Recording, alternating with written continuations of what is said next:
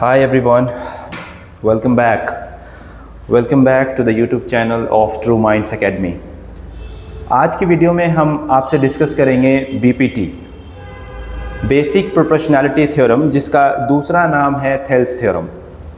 10th board examination के point of view से जितने भी इम्पॉर्टेंट टॉपिक्स हैं उनमें से एक BPT भी है। ठीक है, ये सेक्शन डी में 5 नंबर का आता है, कई बार ऑप्शन में आ जाएगा इसके साथ या तो BPT या कन्वर्स ऑफ BPT। ठीक है, तो आज आइए देखते हैं कि BPT है क्या, इसका स्टेटमेंट क्या है, इसको कैसे प्रूव करेंगे। तो सबसे पहले इसका नाम क्या है, इसका नाम है बेसिक, इसका नाम है बेसिक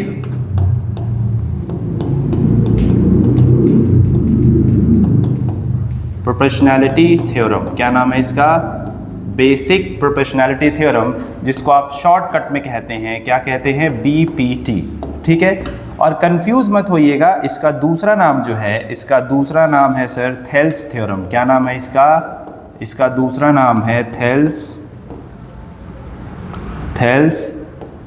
थ्योरम। इसका दूसरा नाम है सर थेल्स थ्योरम। तो समझने की कोशिश करेंगे कि ये कहता क्या है। पहले उसे स्टेटमेंट को समझ लेते हैं, और एक बार उसे स्टेटमेंट को समझ लेंगे तो हम उसको प्रूव भी करेंगे। ठीक है, कैसे प्रूव करेंगे देखेंगे। आइए, तो अगर मैं बात करूं BPT के स्टेटमेंट की, इसको कैसे लिख सकता हूं मैं? देखिए, बुक में इसको थ्योरम नंबर 6.1 भी कहते हैं। ये थ्योरम नंबर 6.1 के नाम से मेंशन है। ठीक है, जब आप क्वेश्चन करते हैं और आप रीज़न के तौर पे कहीं भी 6.1 मेंशन करते हैं, इसका सीधा मतलब होता है कि आप BPT को रेफर कर रहे हैं। ठीक है, चलिए आइए समझते हैं BPT। तो इसका स्टेटमेंट कुछ ऐसा है, कहता है कि if a line is drawn, if a line is drawn parallel to किसके parallel? Parallel to one side of a triangle, parallel to one side of a triangle, intersecting the other two sides, intersecting the other two sides in distinct points, इसका मतलब समझाऊंगा सबका, in distinct points, then क्या? then the other two sides are divided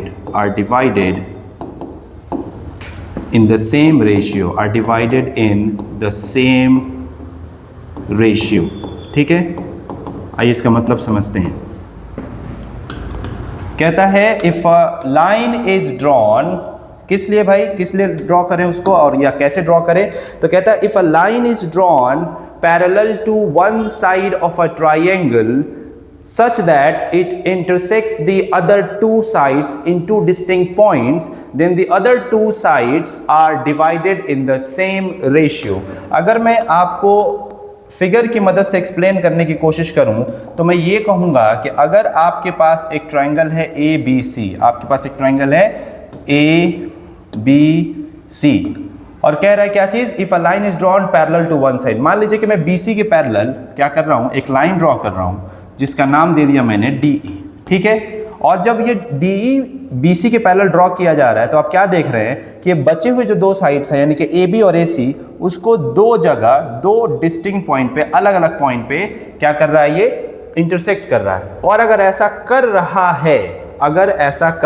है तो क्या होगा? ये जो दो साइड्स हैं, यानी कि AB और AC जो हैं, ये इक्वल रेशियो में डिवाइड हो जाएंगे। इसका सिंपल मतलब हुआ कि अगर मैं AB के रेशियो लूँ, जिस AB दो सेगमेंट में डिवाइड हुआ है, AD और DB, तो उन दोनों सेगमेंट का अगर मैं रेशियो लूँ, ठीक है, और जो दूसरी साइड है AC, वो भी दो सेगमेंट में डिवाइड हुई है, किसमें? AE और EC, अगर मैं उन दोनों का भी रेशियो लूँ तो ये दोनों रेशियो कैसे होंगे? बराबर होंगे। ठीक है, लेकिन साथ ही साथ ये कब? ये तब जब एक लाइन जो है क्या हो? पैरेलल हो ट्रायंगल के तीन में से किसी भी एक साइड के। ठीक, अगर ऐसा हुआ तो फिर साइड्स के रेशियो बराबर होंगे, इसी का नाम है बीपीटी। तो कई बार आता है स्टेट एंड प्रूव और कई बार आता है सिंपली प्रूव। अब देखो स्टेट एंड प्रूव है या प्रूव है, आपको पहले स्टेटमेंट लिखना ही लिखना है, ठीक है।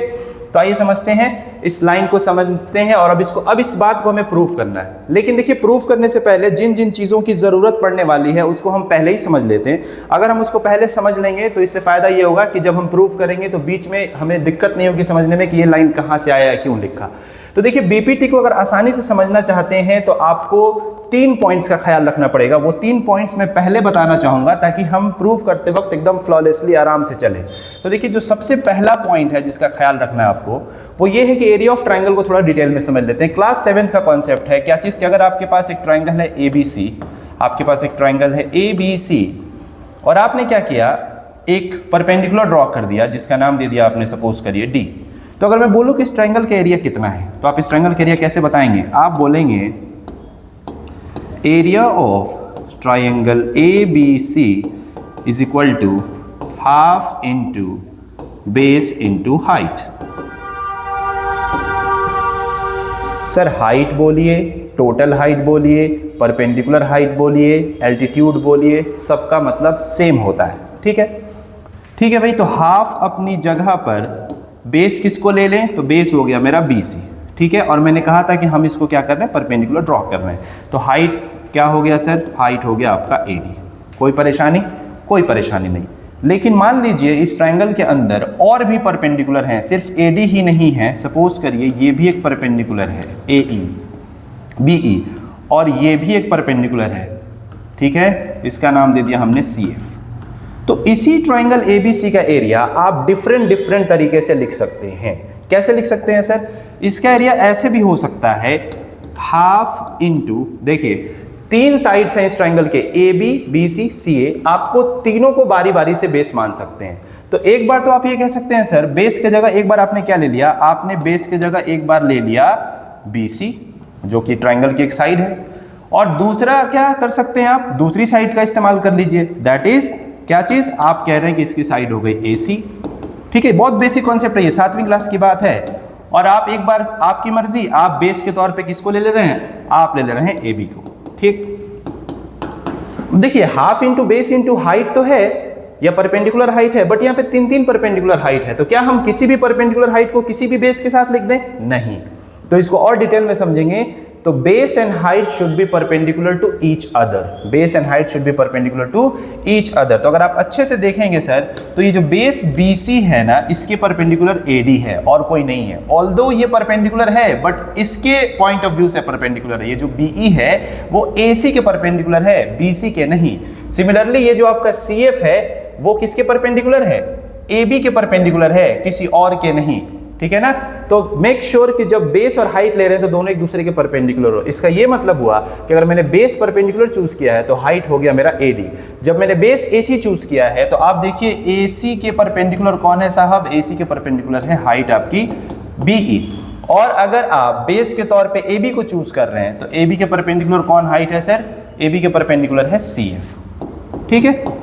तो एक तो ये पॉइंट है जिसका हम यूज करने वाले हैं, क्योंकि जब हम बीपीटी को प्रूफ करेंगे तो उसमें देखेंगे एक ही ट्रायंगल के एरिया हम 2 डिफरेंट तरीके से लेंगे, ठीक है, अलग अलग बेस मान के। तो वहां पे आपको ये समझना पड़ेगा कि उस बेस के साथ उसी को हाइट अज्यूम करेंगे जो उसके परपेंडिकुलर हो। ये हो गई पॉइंट, पहली चीज। दूसरी चीज जिसका ख्याल आपको रखना है, देखिए ट्रायंगल बहुत तरह के होते हैं, हमें बात करनी है किसकी, ऑब्ट्यूज एंगल ट्रायंगल की। लेकिन उससे पहले मैं अगर आपको बात एक कहूं कि ट्रायंगल की हाइट आप कैसे डिसाइड करते हैं, तो देखिए किसी भी चीज के हाइट का मतलब हुआ उसके बॉटम से उसके टॉप तक की जो भी लेंथ है ना, ये जो बॉटम से टॉप जो देख रहे हैं आप, इस चीज को आप हाइट बोलेंगे, ठीक है। ये आपकी हाइट है, ये आपकी हाइट नहीं है। जैसे सपोज करिए अगर आप एक सिलेंडर, एक कोन ले लेते हैं, मान के चलिए कोन ले लेते हैं, तो सर कोन की टोटल हाइट ये है, बात समझ रहे हैं, परपेंडिकुलर हाइट या टोटल हाइट कौन है, OA है, OC नहीं है, OC तो स्लांट हाइट है। तो सिमिलरली इस ट्रायंगल की हाइट ये है, ये नहीं है, ये नहीं है, क्लियर है ना। तो अब मैं लेता हूं कौन सा ट्रायंगल, मैं लेता हूं sir obtuse angle triangle. Obtuse angle triangle का सीधा सीधा मतलब होता है a triangle in which one angle is क्या, more than 90 but less than 180, उसको कहेंगे ऑब्ट्यूज एंगल ट्रायंगल। तो सर अगर मैं इस ऑब्ट्यूज एंगल ट्रायंगल की बात करूं और मैं इसका नाम देता हूं सपोज करिए ABC, तो कुछ नहीं करना है, जो हमें जिस पॉइंट का ख्याल रखना वो ये करना है कि सर इसकी हाइट कहाँ है। जाहिर है AB इसकी हाइट नहीं है और AC भी इसकी हाइट नहीं। मैंने बताया ना कि हाइट का मतलब इसके बॉटम से लेके किसी भी फिगर के बॉटम से लेके टॉप तक, यानी कि अगर मैं इसको थोड़ा सा आगे एक्सटेंड करूं तो जो इसकी हाइट होगी ना वो ये होगी। तो इससे मैं आपको ये बताना चाहता हूं कि ऑब्ट्यूज एंगल ट्रायंगल की जो हाइट होती है वो ट्रायंगल के एक्सटीरियर में लाई करती है। कहां लाई करती है? ट्रायंगल के एक्सटीरियर में। जैसे सपोज करिए मैं कहता हूं कि ये एक इक्विलैटरल ट्रायंगल है, तीनों साइड बराबर हैं, तो ये जो हाइट है जो मैंने परपेंडिकुलर ड्रॉ किया वो ट्रायंगल के इंटीरियर में है। मैं जितने भी हाइट ड्रॉ कर रहा हूँ ये सब के सब ट्रायंगल के इंटीरियर में है, लेकिन ऑब्ट्यूज एंगल ट्रायंगल की जो हाइट होती है वो कहाँ लाई करती है? आप देखिए ये व्हाइट जो दिख रहा है ना ये ट्रायंगल है, बट इसकी हाइट इस व्हाइट पार्ट में नहीं है, आउटसाइड द व्हाइट पार्ट। इसका मतलब कि एक ऑब्ट्यूज एंगल ट्रायंगल की जो हाइट होती है वो ट्रायंगल के एक्सटीरियर में लाई करती है। ठीक है, ये हो गया सेकेंड पॉइंट जिसका आपको ख्याल रखना है। और थर्ड और लास्ट पॉइंट जिसका काम पड़ेगा बीपीटी यूज करते वक्त, उसके लिए एक और बात का ध्यान रखना है और हमें थोड़ा सा मैं आपको 9th में ले चलूंगा। देखिए 9th में एक थ्योरम था। 9th में आप ट्रायंगल के बारे में आप एक चीज पढ़ते हैं। क्या चीज? कि अगर मैं दो लाइन ले लूं, सपोज करिए L1 and L2 such that L1 is parallel to L2, L1 is parallel to L2, है ना, कि दोनों लाइन एक दूसरे के पैरेलल है। अब मैं क्या करूं, इन दोनों पैरेलल लाइंस के बीच में चाहे जितने भी ट्रायंगल्स बना लूं, ठीक है। मान लीजिए मैंने यहां से शुरू किया, ठीक, और ट्रायंगल यहां पे खत्म, ठीक है। इसका नाम क्या दे दिया सर? ABC, ठीक। दूसरा मान लीजिए कि मैंने शुरू किया कहां से? इसी बेस AC को ले रहा हूं फिर से, है ना, और इसका नाम क्या दे दिया सर? ADC। जितने भी ट्रायंगल आप बना सकते हैं बना लीजिए with the same base AC, with the same base AC, जितने भी ट्रायंगल बना लीजिए। मैंने इसका नाम दे दिया AEB, ठीक। आप कुछ और जितने भी पॉसिबल आपको लग रहे हैं आप सारे के सारे ट्रायंगल बना लीजिए। इसका नाम दे दिया मैंने AFC। तो ये जितने भी ट्रायंगल देख रहे हैं आप, ADC, AFC, ABC, AEC, इनमें एक खास बात क्या है? खास बात ये है, सिमिलैरिटी ये है कि इन सब की जो हाइट है, इन सब की जो हाइट है वो सेम है। जैसे इस ट्रायंगल AFC को देखेंगे आप तो इसकी हाइट कुछ ये है, ठीक है। इसका नाम दे देता हूं मैं कितना? EFG। अगर आप बात करें किसकी सर? अगर आप बात करें इस ट्रायंगल ABC की तो सर इसकी हाइट ये है, ठीक है, इसकी हाइट है BH। अगर आप बात करें सर किसकी? आप बात करें ट्रायंगल AEC की तो सर इसकी हाइट ये है, ठीक है, इसकी हाइट है EI। और अगर सर आप बात करें किसकी? आप बात करें इस ट्रायंगल ADC की तो सर इसकी हाइट कौन है? ये है, ठीक है। बात समझ में आ रही है? तो प्रॉपर्टी क्या है? प्रॉपर्टी ये है, प्रॉपर्टी कहता है सर कि area of triangles, area of triangles, area of triangles, अब देखो मैं ट्रायंगल नहीं कह रहा हूं, ट्रायंगल, जितने भी ट्रायंगल पॉसिबल है, area of triangles between the same parallel lines, between the same parallel lines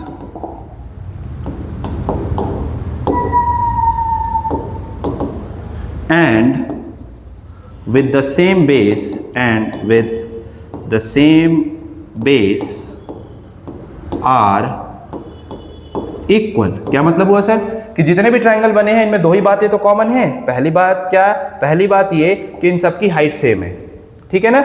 और दूसरी चीज आप ये कह सकते हैं कि सब के सब same parallel line L1 L2 के बीच में बने हुए हैं। और एक और चीज देखिए ना, इन सब ट्रायंगल की जो बेस है वो सेम है, AC। ट्रायंगल ADE का बेस AC, ट्रायंगल AEC का बेस AC, ट्रायंगल AFC का बेस AC, ट्रायंगल ABC का बेस AC। तो सबका बेस कैसा है भाई? सबका बेस कैसा है? Common, with the same base, ठीक है। और ये सब के सब, अगर मैं पूछूं सबकी हाइट किसके बराबर है, तो हाइट उतनी ही है जितनी दोनों परपेंडिकुलर लाइन के बीच की डिस्टेंस है, ये दोनों पैरेलल लाइन के बीच की डिस्टेंस है, ठीक है। तो कह रहा है area of triangles between the same parallel lines and with the same base are equal, ठीक है ना। इन 3 पॉइंट्स का हम अगर ध्यान रख लेते हैं तो बीपीटी अब प्रूव करने में थोड़ी आसानी हो जाएगी। आइए हम करते हैं बीपीटी को प्रूव, ठीक है सर। सो प्रूव, ठीक है। तो सबसे पहले आप मान लीजिए कि आपके पास एक ट्रायंगल है, ठीक है।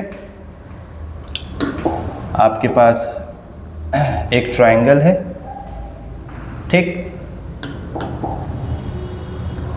इसका नाम दे दिया आपने ABC। अब क्या कह रहा है कि अगर आप एक लाइन ड्रॉ करें, कैसे ड्रॉ करें, एक साइड के पैरेलल। आप कहते हो चलो जी एक साइड के पैरेलल ड्रॉ कर लेते हैं, किसके, मान लीजिए मैं कर रहा हूँ BC के पैरेलल, मैं किसके पैरेलल ड्रॉ करना चाह रहा हूँ, BC के। तो कैसे करूँगा सर, देखिए मान लीजिए मैंने ये पैरेलल लाइन एक ड्रॉ कर दी BC के पैरेलल। क्या नाम दे दिया सर इसका मैंने नाम दे दिया D और E, ठीक है। तो यहाँ पर सबसे पहले मैं ये लिखूंगा क्या चीज़, ABC। गिवन में क्या क्या है, प्रूफ में अगर आप देखेंगे तो आप लिखेंगे गिवन, ठीक है। आ जाइए गिवन में आप लिखिए ट्रायंगल ABC, ठीक है। और क्या क्या गिवन है sir, DE is parallel to BC, आप ये बात लिखेंगे, ठीक, ये आपको गिवन है। और आप यहाँ पे क्या करेंगे, कुछ कंस्ट्रक्शन करेंगे। आइए कंस्ट्रक्शन में क्या क्या करना है आपको। कंस्ट्रक्शन में सबसे पहले आप करेंगे join DE and BE। DE और BE को आपने कर लिया जॉइन, तो कंस्ट्रक्शन में सबसे पहले आप करेंगे sir join DE and BE, ठीक है। नेक्स्ट कंस्ट्रक्शन क्या करेंगे सर आप, नेक्स्ट कंस्ट्रक्शन आपको ये करना है कि आपको एक परपेंडिकुलर ड्रॉ करना है D से, किसके ऊपर, AE के ऊपर या AC के ऊपर, जो कह लीजिए, ठीक है। आपने एक परपेंडिकुलर ड्रॉ कर दिया, इसका नाम क्या दे दिया मैंने, इसका नाम दे दिया सर F। और सिमिलरली आपको E से एक परपेंडिकुलर ड्रॉ करना है सर, किस पर, AD पर या AB पर, इसका नाम दे दिया सर आपने G। क्लियर है। तो कंस्ट्रक्शन में इसको भी लिखेंगे तो लिखेंगे ड्रॉ DE या जो भी इसका नाम है, ड्रॉ DF परपेंडिकुलर टू, किसके परपेंडिकुलर सर, AE या AC जो लिख सकते हैं। एंड दूसरा परपेंडिकुलर है सर आपका EG, दूसरा परपेंडिकुलर है EG किस पर सर, AD पर, ठीक है। ये ट्रायंगल में गिवन था, ये पैरेलल लाइन गिवन था, आपने थोड़ा सा कंस्ट्रक्शन किया। कंस्ट्रक्शन के बाद सर आपको क्या करना है, आपको प्रूव करना है। तो क्या प्रूव करना है, टू प्रूव कि साइड्स के जो रेशियो होंगे वो बराबर होंगे, यानी कि AD अपॉन DB बराबर होगा AE अपॉन EC के, ठीक है। आइए करते हैं।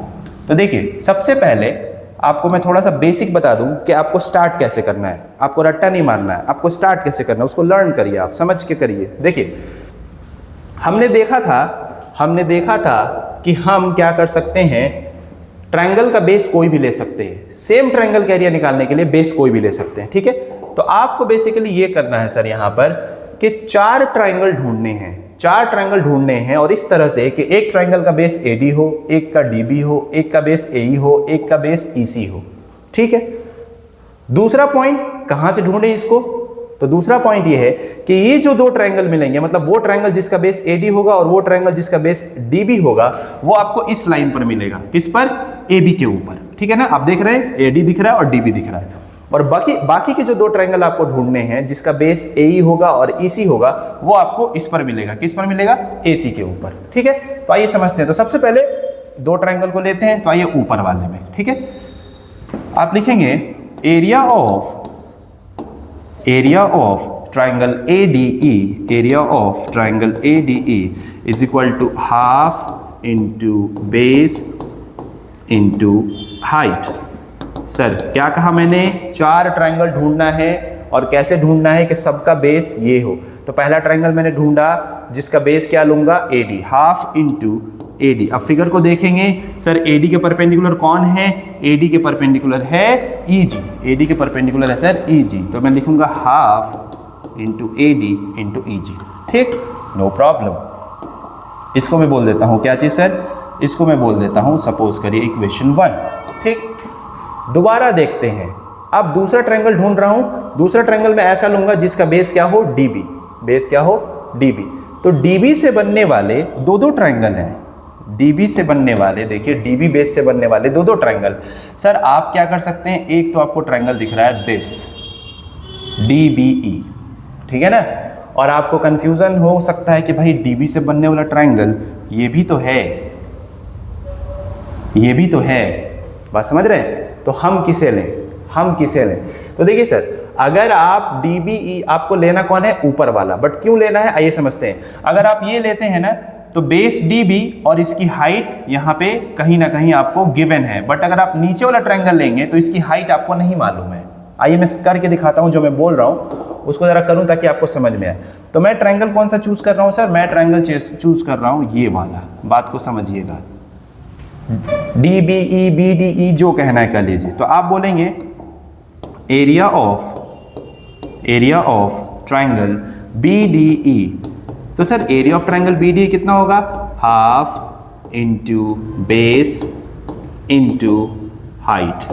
ठीक है, हाफ अपनी जगह पर, ठीक है सर, हाफ को लिखा आपने as it is. Sir base किसको लें? उस ट्रायंगल में बेस लेना है DB को, बेस ले लिया आपने DB या BD जो आपका मन करे।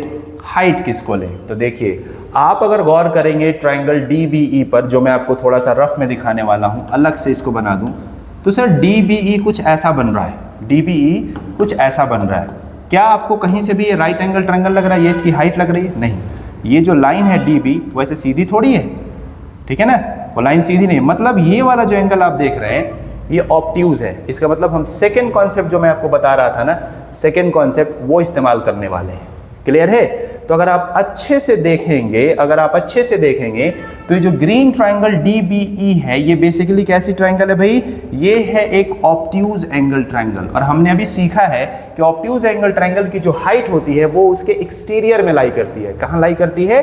एक्सटीरियर में। फॉर एग्जाम्पल अगर मैं आपको यहाँ पर एक आपके लिए सीधा देखने के लिए अगर मैं बना दूं, ठीक है, अगर आपको सीधा दिखे एक ट्रायंगल है दिस, ठीक। अब आप इसको हाइट कैसे पता लगाएंगे? तो इसको थोड़ा एक्सटेंड करिए इस तरफ, ये मिल गई हाइट।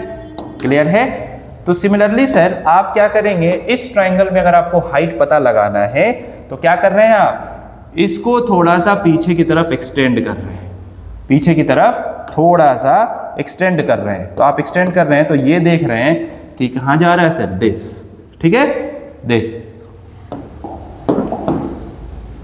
बात को समझिएगा, ठीक। इसकी हाइट कितनी होगी? इसकी हाइट हो गई फिर से वही जो पहले ट्रायंगल की थी, इसकी हाइट हो गई सर EG, इसकी हाइट हो गई EG, ठीक है।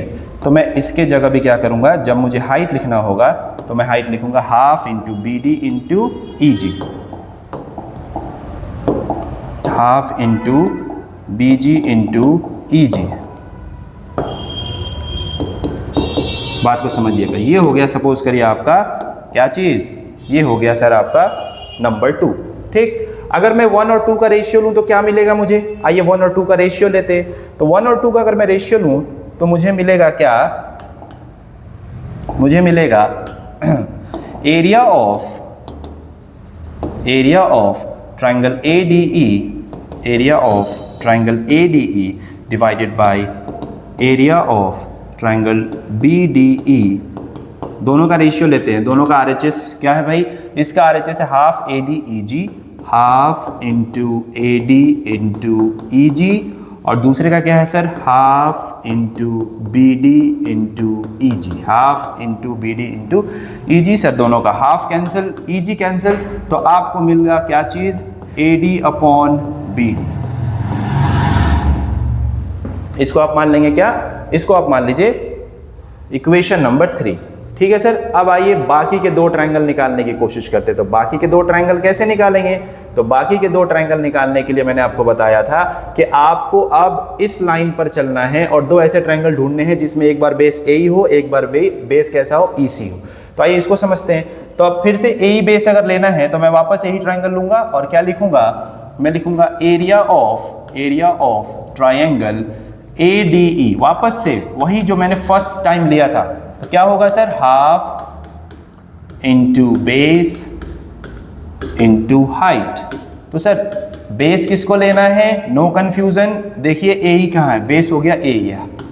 हाइट किसको लेना है? तो आप इस ट्रायंगल के अंदर देखिए कि AE के परपेंडिकुलर कौन है? तो AE के परपेंडिकुलर है आपका DF, ठीक है सर। Equation number 4। फिर नेक्स्ट ट्रायंगल कौन सा लें, तो नेक्स्ट ट्रायंगल लेंगे हम वो ट्रायंगल जिसका बेस EC हो। तो अब कंफ्यूजन नहीं होना चाहिए, अगर इस तरफ का पार्ट क्लियर है तो आप जल्दी जल्दी इस पार्ट को कॉपी कर सकते हैं। तो सर EC के साथ बनने वाले अगेन दो ट्रायंगल हैं।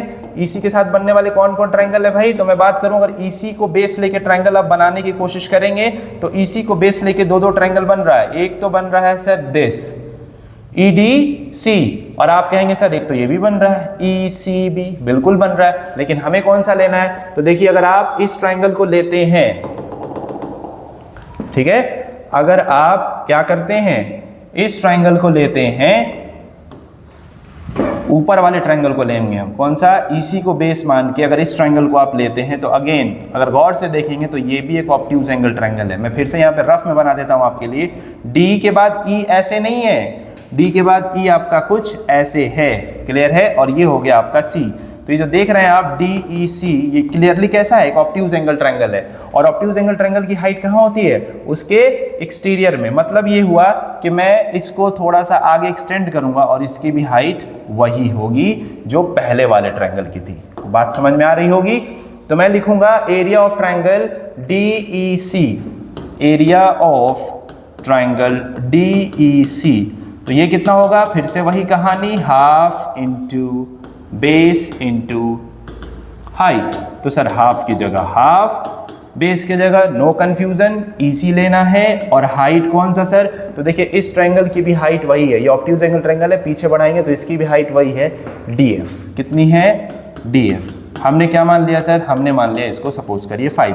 जिस तरह से हमने यहाँ पे दोनों का रेशियो लिया था, दोनों ट्रायंगल के एरिया का रेशियो, यहाँ भी दोनों ट्रायंगल के एरिया का रेशियो लेंगे, ठीक है। सुनाओ क्या, अगर मैं इसको लिखूं area of triangle, area of triangle ADE divided by area of triangle DEC, area of triangle DEC, तो सर ये कितना होगा, हाफ AEDF, हाफ AEDF, ठीक है।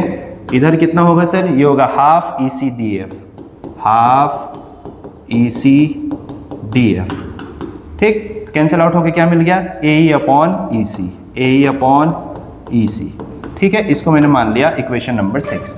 अब ऑलमोस्ट प्रूव हो गया ये। आइए मैं वापस से ले चलूँ कि क्यों मैंने आपको उन 3 पॉइंट्स का ख्याल रखने को बोला था। एक का इस्तेमाल तो हमने किया, आपने देखा है ना, एक ही ट्रायंगल के एरिया दो तरह से निकाला हमने, और आपने ये भी देखा है ना ऑब्ट्यूज। अब तीसरे की बारी आती है, तीसरे की बारी आती है क्या सर, कि दो ऐसे ट्रायंगल्स जो सेम पैरेलल लाइंस के बीच में बन रहे हैं, ठीक है ना, और दोनों का बेस कॉमन है, दोनों का बेस सेम है, तो उन दोनों ट्रायंगल्स का एरिया भी कैसा होगा, सेम होगा। तो सर अगर आप इस ट्रायंगल में देखें, तो देखिए आपने क्या किया है, आपने सर एक बार कौन सा ट्रायंगल लिया है, आपने ट्रायंगल लिया है सर ट्रायंगल DEC। कौन सा लिया है, ट्रायंगल DEC, ठीक है। DEC ट्रायंगल कुछ ऐसा दिख रहा है, नो प्रॉब्लम। और सर इस तरफ जब आप थे ना, तो इस तरफ आपने कौन सा ट्रायंगल लिया था, आपने लिया था सर DEB। बात समझ पा रहे हैं। और देखिए क्वेश्चन में गिवन था कि DE और BC कैसे हैं, तो सर DE और BC कैसे हैं, तो पैरेलल है, नो प्रॉब्लम। सर इन्हीं दोनों पैरेलल लाइन के बीच में DE को बेस लेते हुए मैंने एक ट्रायंगल बनाया जिसका मैंने नाम दिया था DEB, और इसी DE को क्या करते हुए, बेस मानते हुए, मैंने दूसरा एक ट्रायंगल बनाया जिसका मैंने नाम दिया सर DEC। मतलब कि जो दोनों ट्रायंगल हम देख रहे हैं DEB और DEC, इन दोनों का क्या है सर, बेस सेम, और दोनों सेम पैरेलल लाइन के बीच में बन रहे हैं। तो क्या इसका ये मतलब नहीं हुआ कि इन दोनों ट्रायंगल के एरिया सेम होगा, ठीक है, बिल्कुल होगा। तो इसका मतलब कि ये जो ट्रायंगल मैं यहाँ पे देख रहा हूं ना, ट्रायंगल DEC, मैं इसके जगह चाहूं तो मैं इसको कैसे लिख सकता हूं सर, तो आइए, तो इसको भी इक्वेशन 6 ना मान के इसमें थोड़ा सा चेंज कर लेंगे, या तो आप इक्वेशन 3 में चेंज कर लेंगे या 6 में, मर्जी आपकी है। मैंने क्या किया, इसको लिखा और area of triangle ADE upon, अब जो DEC है, ये जो DEC है, मैं इसकी जगह DBE लिख रहा हूं, ठीक है ना। एरिया ऑफ ट्रायंगल DBE, ये जो आया सर, ये आएगा AE अपॉन EC। अब सर इसका रीजन देना पड़ेगा, क्यों आपने ऐसा लिखा, तो आप यहाँ पे रीजन देंगे। क्या रीजन देंगे? आप लिखेंगे area of triangle DEC, area of triangle DEC is equal to area of triangle DBE, area of triangle DBE, area of triangle DBE। क्यों ऐसा क्यों? तो आप लिखेंगे as they are between the same parallel lines and क्या with the same base या on the same base, कुछ भी लिख सकते हैं आप, and on the same base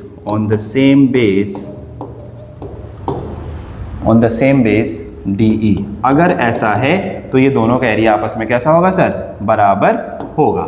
ठीक है भाई, आपने लिख दिया।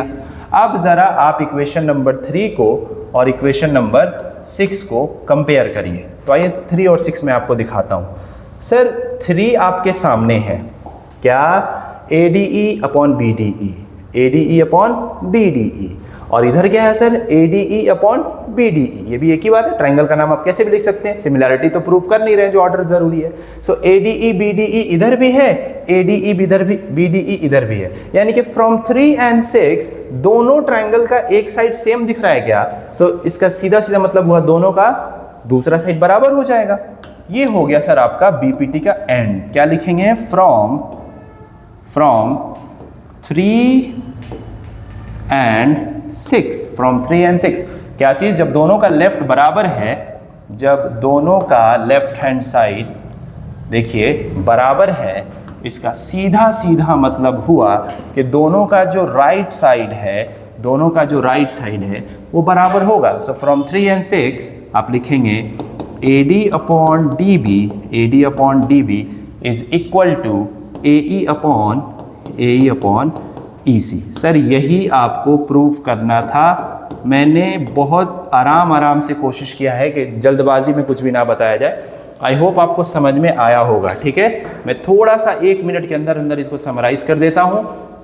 आपके पास एक ट्राइंगल है, आपको क्या करना है? सबसे पहले स्टेटमेंट के अकॉर्डिंग फिगर बना लेंगे कि DE जो है BC के पैरेलल है। ठीक है, आप कंस्ट्रक्शन में ये करेंगे सर कि एक परपेंडिकुलर ड्रॉ करेंगे D से AE के ऊपर, जिसका नाम देंगे DF, और एक परपेंडिकुलर ड्रॉ करेंगे E से AD के ऊपर, जिसका नाम देंगे EG। उसके बाद आप DC और BE को भी ज्वाइन कर लेंगे।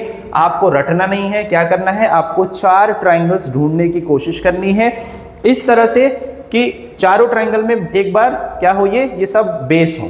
एक ट्राइंगल में बेस ये होना चाहिए, एक ट्राइंगल में बेस ये, और हाइट क्या होगा? तो हाइट आप देखेंगे कि इसके परपेंडिकुलर कौन है। ठीक है, अब उसमें भी मैंने बताया कि दोनों कहाँ ढूंढेंगे, तो 2 ट्राइंगल आपको इस लाइन AB के ऊपर मिलने वाला है क्योंकि AD और DB दिख रहा है, और ये दोनों ट्राइंगल कहाँ मिलेंगे? वो आपको AC के ऊपर मिलेंगे क्योंकि आपको AE और EC दिख रहा है यहाँ पे। बस यही करना है, और जितने भी बेसिक पॉइंट्स बताए गए हैं उनका ख्याल रखना है। एरिया निकालते जाइए, एक बार इन दोनों का रेशियो ले लीजिए, और इस साइड जो 2 ट्राइंगल मिले हैं उन दोनों का रेशियो ले लीजिए। ठीक है, उनका रेशियो जब ले लेंगे 4 और 5 का, तो जो भी मिलेगा उसका कुछ नाम दे दीजिए, एंड देन उस प्रॉपर्टी का इस्तेमाल करना है। कौन सी प्रॉपर्टी का इस्तेमाल करना है? कि area of triangles formed between क्या चीज? The same parallel lines and on the same base, या विद द सेम बेस, या with the common base are equal.